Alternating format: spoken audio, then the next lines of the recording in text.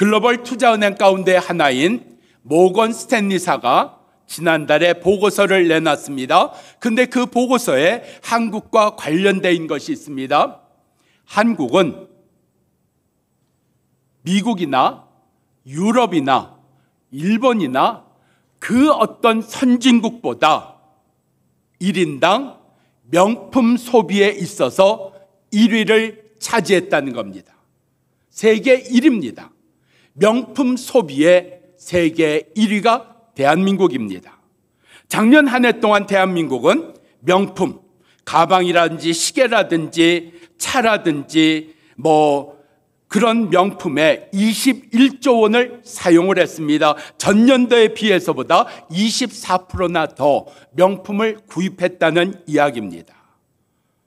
이렇게 한국이 명품 구입의 세계 1위가 될 수 있는 이유 가운데 하나는 자산 가격이 상승하였고 소셜미디어를 통한 과시용의 경쟁이 더 심해졌고, 그리고 근본적으로는 돈을 최고의 가치로 여기는 문화가 한국으로 하여금 세계 1위의 명품 소비국이 되게 만들었다는 이야기입니다.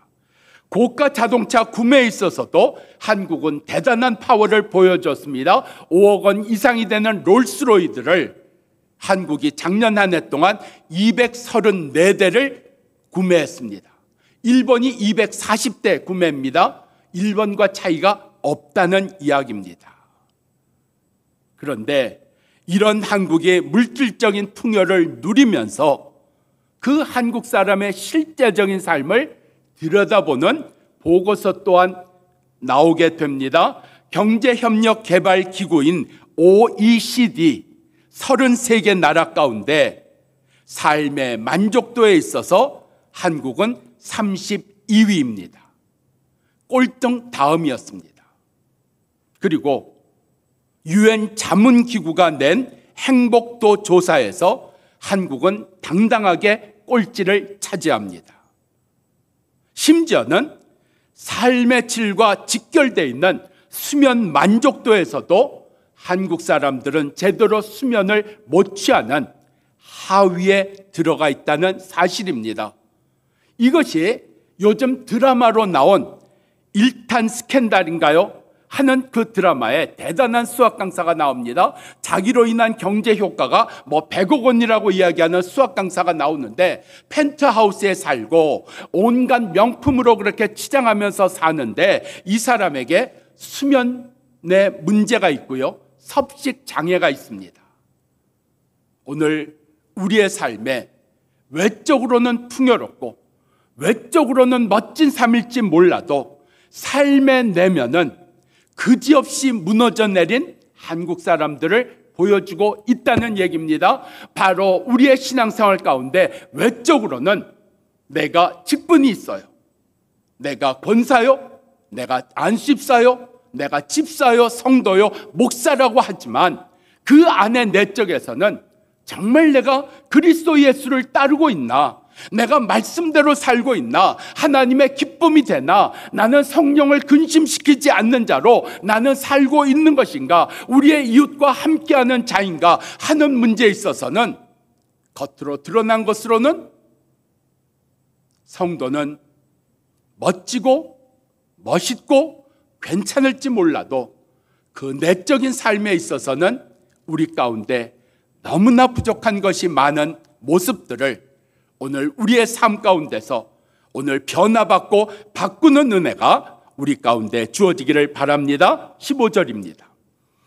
주께서 이르시되 이 사람 사울은 내 이름을 이방인과 이스라엘과 임금들에게 전하기 위해서 택한 나의 그릇이라 예수님께서 말씀하십니다. 사울이 지금까지 어떤 삶을 살았습니까? 한마디로 이야기해서 예수 믿는 사람과 예수 안 믿는 사람들을 차별하며 살았습니다. 우리의 살아가는 삶 가운데 우리가 예수를 믿는 삶은 차별하는 삶이 아닙니다. 구별된 삶입니다. 예수 믿는 사람은 세상과 구별되어 있었습니다. 그래서 구약 성경은 너는 하나님의 사람이라, 너는 하나님의 백성이라. 그렇기 때문에 너는 세상과 같지 아니한다 하는 구별을 음식을 통해서, 일상 삶을 통해서 너희는 구별되었다, 하나님의 뜻을 이루기 위해서 너희는 선택되었다 하는 것을 하나님은 일상의 삶을 통해서 이스라엘 백성들에게 말씀해 주셨습니다. 오늘 우리의 삶 속에 차별이 아니라 구별이 있습니까? 차별은 있는데 구별이 없는 경우가 많아요.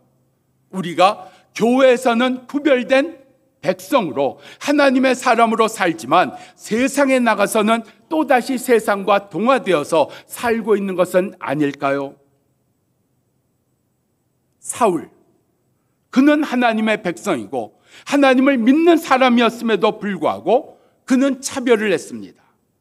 여러분, 차별을 할 때 일어나는 결과가 자기가 위하는 쪽은 더 높입니다. 그런데 자기가 차별하는 대상은 핍박하든지 미워하든지 어렵게 만든다는 이야기입니다. 사울이 그랬습니다. 유대인들은 높여주었지만 예수 믿는 사람들에 대해서는 온갖 핍박을, 온갖 괴로움을, 온갖 폭행을 저지른 게 사울이었다는 이야기입니다. 이게 바로 사울이 차별하였다는 이야기입니다. 여러분, 차별할 수 있는 이유가 뭔지 아세요? 힘이 있기 때문입니다.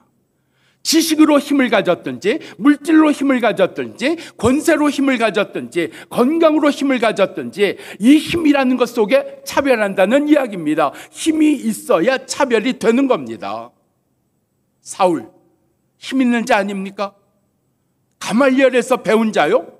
로마 시민권을 가진 자요? 그가 세상에 부끄러움이 없는 바리새인 중에 바리새인으로 살았다고 하는 이러한 힘을 가지고 예수 믿는 자들을 그는 핍박하고 차별하고 괴롭게 만들었다는 이야기입니다. 사울은 그가 스데반이 돌에 맞아 죽는 것을 보면서도, 예수 믿는 자가 예수 믿는다는 것 때문에 돌에 맞아 죽는 것을 보면서도 그것을 당연하게 여겼다.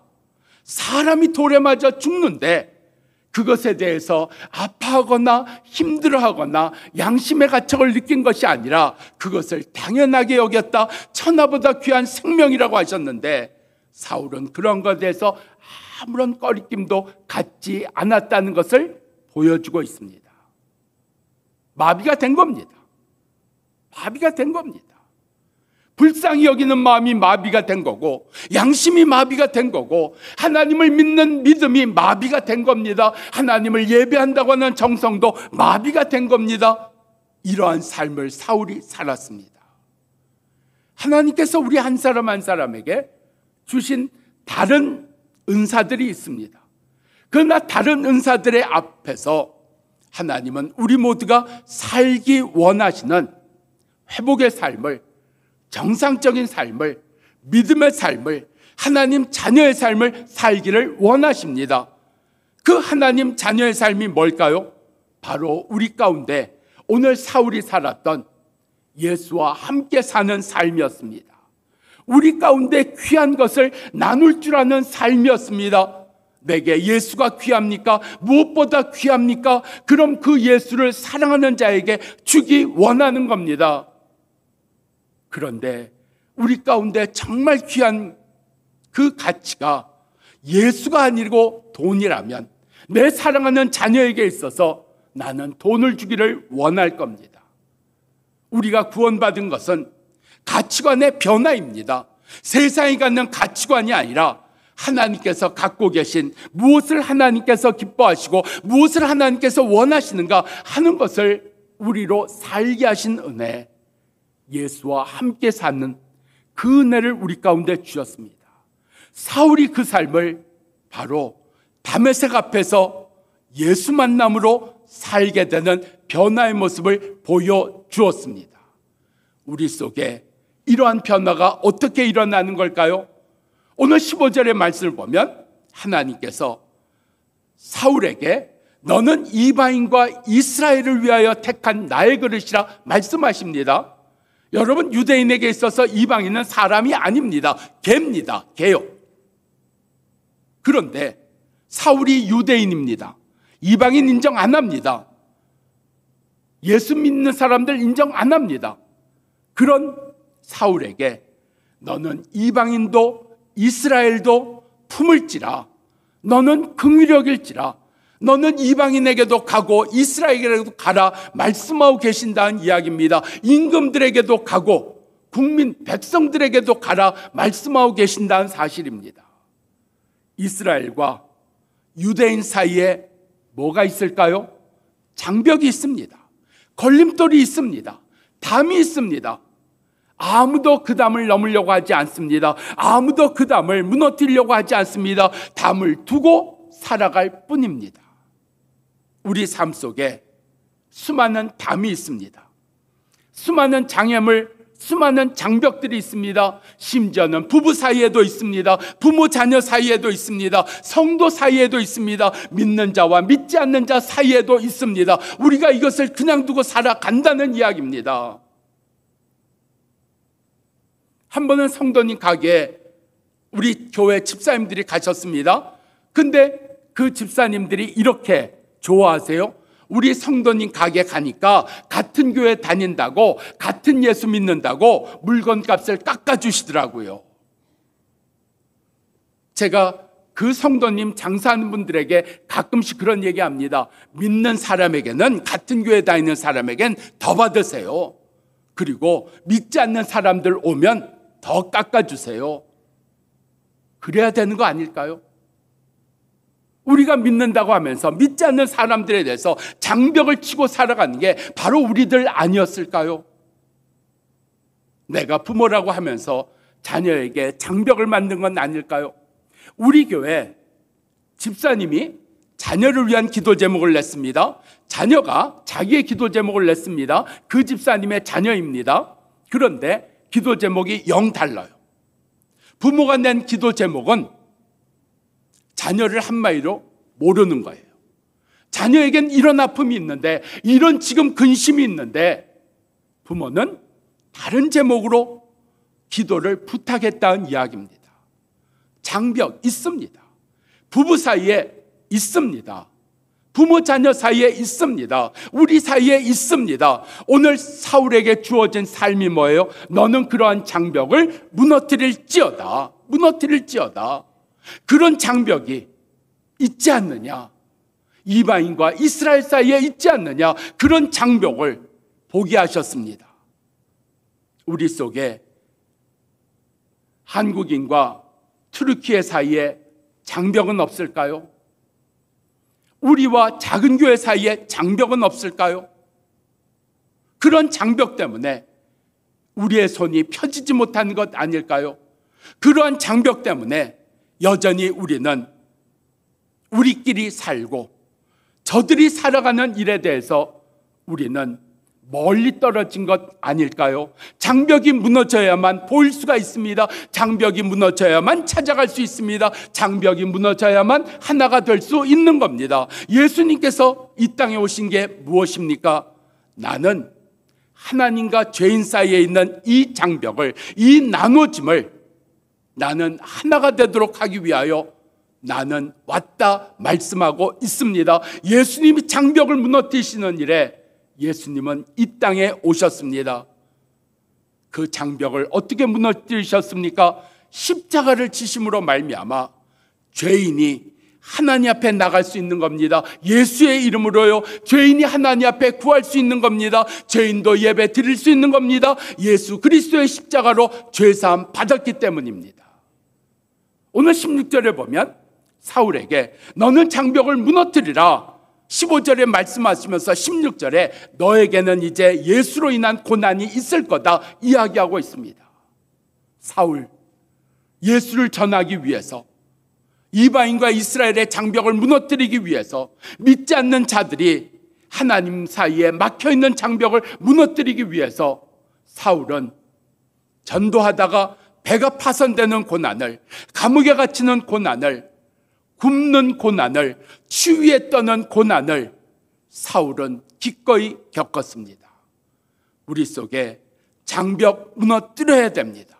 이 장벽이 무너지는 일은 그냥 되지 않습니다. 예수의 십자가로 된 겁니다. 사울의 고난받음으로 이루어지는 겁니다. 우리 가운데도 때로 힘들고 어렵지만, 부담스럽지만, 때로는 내가 못한다고 생각하는 일이지만, 이러한 장벽을 무너뜨리는 일에 부름받은 우리고, 이러한 장벽을 무너뜨리는 일을 통해서 우리의 삶이 오늘 자녀의 삶, 은혜받은 자의 삶, 구원받은 자의 삶을 살게 되는 역사가 우리들 가운데 이루어지기를 축원합니다.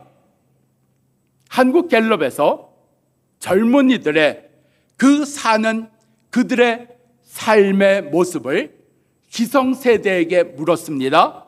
우리 젊은이들의 삶이 어떻다고 생각합니까? 70% 이상이 첫 번째, 너무 이기적이다. 자기밖에 모른다. 두 번째 많이 나오는 이 아이가 돈밖에 모른다. 돈이면 다 되는 줄 안다. 돈만 쫓아간다. 여러분, 이 한국 갤럽이 조사한 이 조사가 지금 2030을 이야기하는 것일까요? 아닙니다. 이 조사가 1992년에 나온 조사입니다. 1992년에 젊은 세대는 지금의 1960년도 전후에 태어난 세대들, 그때는 젊은이들이었습니다. 모든 세대가 다 젊었을 때는 이기적이고, 모든 세대가 다 청년이었을 땐 돈을 따라가는 일에 그들의 삶의 모습이 있었다는 걸 이야기하는 겁니다. 우리가 지금의 2040과 30과 우리가 장벽을 쌓고 살아가야 됩니까? 지금이 어떤 세상인데 아직도 우리나라에만 남아있는 이 보수여 진보라고 하는 이 속에서 살아가는 것들, 지금이 어떤 세상인데 우리가 아직도 그런 것에 매달려서 살아가는 일들 말입니다. 자꾸만 장벽을 만듭니다. 자꾸만 우리 편을 가르고 나눕니다. 여러분, 벽 만든 사람들 있습니다. 그런데 우리가 할 일은 뭐예요? 그러한 벽을 허무는 겁니다. 하나님의 말씀으로요, 성령으로요, 사랑으로요, 오늘 우리 가운데 성도에게 주어진 이 벽을 허무는 역사로 우리가 그리스도인으로 살아가는 역사가 우리들 가운데 이루어지기를 바랍니다. 17절입니다. 예수께서 나 아나니아를 보내어 너로 다시 보게 한다 하시고 성령으로 충만케 하신다 하였더라. 지금 사울이 다시 보는 은혜 누립니다. 근데 사울이 다시 보기 전에 아무것도 보지를 못했습니다. 그가 힘이 있는데 멈춰버린 겁니다. 능력이 있는데 멈춰버린 겁니다. 지식이 있는데 멈춰버린 겁니다. 갖고 있는 모든 것이 다 멈춰진 거예요. 여러분, 우리에게 그런 순간이 있었습니다. 암흑의 시간 말이죠. 숨 쉴 수 없는 시간 말이죠. 어떻게 내가 손 써볼 수 없는 시간 말이죠. 내가 할 수 있는 것이 아무것도 없어진 그런 순간들이 있습니다. 그런 시간에 무엇을 하셨습니까? 사울은 바로 그런 시간에, 그런 암흑의 시간에, 모든 것이 멈춰진 그런 시간에 사울은 예수님을 만났습니다. 예수님의 말씀을 들었습니다. 그리고 기도하였습니다. 내가 아무것도 못하는 시간, 어쩌면 나의 두 손을 꽁꽁 묶으시고 나의 두 발을 묶으시는 그 시간이 있습니다. 아무것도 내가 세상 일 할 수가 없습니다. 아무것도 내가 움직일 것이 없습니다. 그 시간 주의 음성 듣게 하시는, 주와 교제하게 하시는 그 역사가 사울 가운데 일어났습니다. 바로 그 시간이 있었기에 사울은 새로운 삶을 살게 됩니다. 우리 다 새 삶을 살고 싶습니다. 다른 삶을 살고 싶어 합니다. 변화된 삶을 살고 싶어 합니다. 내가 다시 태어나면 내가 이렇게 살지는 않을 거야. 그런데 그 삶을 우리에게 주셨습니다. 다시 태어나는, 예수로 거듭나는 삶을 주셨습니다. 그렇다면 다르게 살아야죠. 다르게 살아야죠. 내가 멈춰졌던 그 시간 속에서, 내가 묶여있던 그 시간 속에서, 내가 주저앉았던 그 시간 속에서 예수를 만나고 예수의 말씀을 듣는 것 가운데 우리 가운데 오늘 다르게 사는 역사가 일어나는 은혜가 우리들 속에 주어지기를 바랍니다. 그래서 성경은 이렇게 묶여있는 시간, 우리 가운데 멈춰진 시간, 아무것도 못하는 시간, 은혜로다 말씀을 합니다. 살아온 대로 살게 하지 아니하시고 우리 가운데 은혜로 살게 하시는, 예수로 살게 하시는 그 삶을 내가 묶여있는 자리에서 예수 만나는 역사 되기를 바랍니다. 19절 20절입니다. 사울이 다메섹에 있는 제자들과 며칠 함께 있을새 즉시 각 회당에 들어가 예수가 하나님의 아들이심을 증거하였더라. 그리고 22절에 보면 더욱 힘을 얻어서 예수가 그리스도이심을, 예수가 구원자이심을 전하였더라 이야기하고 있습니다. 사울이요, 다메섹에 예수 잡으러 갑니다. 예수 믿는 사람들 핍박하러 갑니다. 그랬던 사울이 며칠 후에 예수를 전하는 자로 바뀌어진 겁니다. 그가 예수를 전할 때 사람들 뭐라고 사울을 평가했을까요? 아니, 예수 잡으러 왔다면서 예수를 전해? 참 사람도 기가 막히네. 비아냥거렸을 겁니다. 무시했을 겁니다. 비난했을 겁니다. 또 다른 사람들은 저거 쇼하는 거 아니야? 예수 믿는 척 하다가 예수 믿는 사람들 다 잡아가려는 거 아니야? 온갖 비난이 사울에게 쏟아졌습니다. 뭐 하다가 변화된 삶을 살다가요? 그가 은혜 받은 삶을 살다가요? 그의 삶 속에 뜨거운 마음, 자기를 만나주신 예수를 위하여 자기가 핍박했던 예수는 내가 핍박하는 그 순간에도 나를 붙들고 계셨고 나와 함께하고 계셨고 나로 말미암아 핍박받고 고난받는 예수는 그 시간에도 나와 함께하셨다는 그 은혜를 알게 된 사울. 그는 세상의 온갖 조롱과 온갖 짐과 온갖 무거운 것 속에서, 불편하고 힘든 것 속에서 22절 더욱 힘을 내서 그는 예수를 전하였더라 말씀하고 있습니다. 우리의 삶에 내가 은혜 받았을 때 즉시 행하는 역사 있어야 됩니다. 말씀 듣고 행하는 역사가 있어야 됩니다. 말씀 듣고 여유가 생기면요, 한 2, 3년 후에는요, 제가 은퇴한 다음에요, 제가 좀 나아진 다음에요, 아니요, 미루면 못합니다. 다음은 없습니다. 즉시 하는 겁니다. 즉시 하는 겁니다. 에스더에 있는 말씀 아닙니까? 이 때를 위해서 너를 왕후의 자리에 앉힌 것이 아니냐. 내가 이때 돕지 아니하면 하나님은 다른 데로 말미암아 구원의 역사를 이룰 것이다. 우리 안 해도 됩니다. 안 해도 됩니다. 형식적으로 해도 됩니다. 그런데 하나님은 다른 데를 통해서 역사하신다고요. 우리를 써주시는 것 은혜입니다. 우리 가운데 보게 하시고 안타까워하게 하셨지 않습니까? 기도하게 하셨지 않습니까? 그렇다면 우리 가운데 이 역사를 위하여 오늘 즉시로, 오늘 때로 힘들지만 힘을 더 내서 감당하는 은혜가 우리 가운데 있으면 좋겠습니다.